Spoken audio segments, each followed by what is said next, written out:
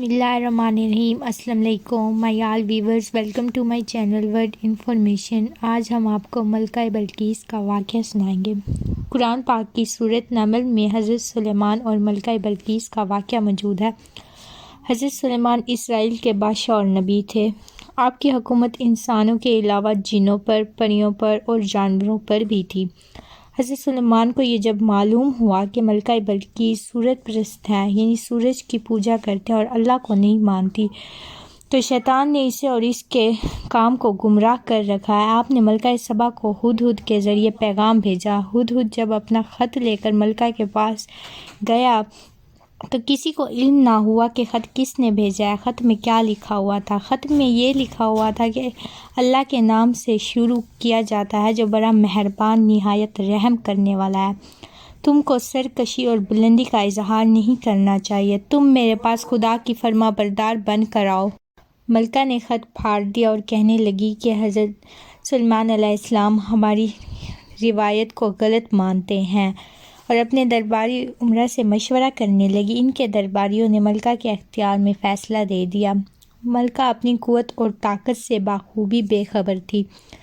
جس طرح حضرت سلیمان نے ملکہ تک خط پہنچایا، اسے سوچنے پر مجبور کر دیا، اور ملکہ نے کہا کہ سلیمان کو چاند قصیدہ کے ہاتھ تحفہ بھجواؤ تاکہ ہم جان سکیں کہ حضرت سلیمان کی قوت اور طاقت کتنی ہے۔ جب قصیدہ پیغام لے گیا اور کہا کہ تم میں ہدایت کو غلط سمجھتے ہو، حکم کی تعمیل کی جائے اور ان تحائف کو واپس لے جاؤ، تم مجھے بہلا پھسلا نہیں سکتے۔ یہی بات حضرت عثمان نے قصیدہ سے کہی، اگر میرے پیغام کی تعمیل نہ کی تو علم میں لشکر لے کر تمہارے ملک پر حملہ کروں گا اور تم کو شہر بدر کر دیا جائے گا۔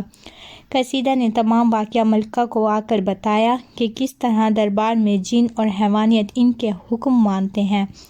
ملکہ سبا نے ان کے حکم کی تعمیل کی۔ آپ کو علم ہوا کہ ملکہ سبا آپ کی خدمت میں حاضر ہو رہی ہیں۔ آپ نے کہا کہ کون مجھے ملکہ سبا کے یہاں پہنچنے سے پہلے اس کا تخت لے کر آئے گا۔ اس تخت کو تخت بلقیس کہا جاتا ہے، اور یہ کئی سونے، چاندی، ہیرے جواہرات سے بنا ہوا ایک وزنی تخت تھا۔ دربار میں موجود ایک شخص نے کہا، جس کا نام حضرت آصف بن برہیمہ رحمہ اللہ ہے، اس نے کہا کہ آپ کے آنکھ جھپکتے ہی تخت آپ کے پاس ہوگا۔ حضرت سلیمان علیہ السلام نے جیسے ہی اپنی پلک جھپکائی، اپنے رخ مبارک کو پھیر کر دیکھا تو ملکہ سبا کے تخت کو موجود پایا۔ آپ نے فرمایا، یہ میرے پروردگار کا فضل اور کرم ہے کہ وہ مجھ کو آزماتا ہے تاکہ میں اس کا شکر گزار رہوں۔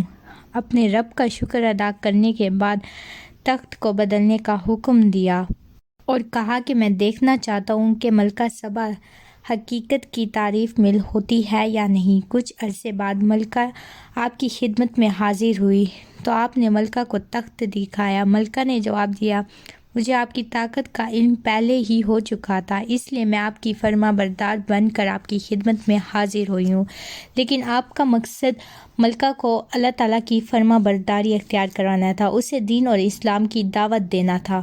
حضرت سلیمان علیہ السلام نے جنات سے کہا کہ ایک محل تیار کرو جو شیشے کا بنا ہوا ہو، جس میں شیش محل جیسی قوت اور طاقت اور شاندار خوبصورتی ہو۔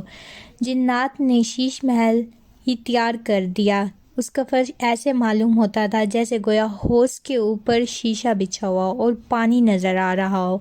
ملکہ جیسے ہی وہاں سے گزری، اس نے اپنے پاؤں اونچے کر لیے کہ کہیں پانی تو نہیں ہے۔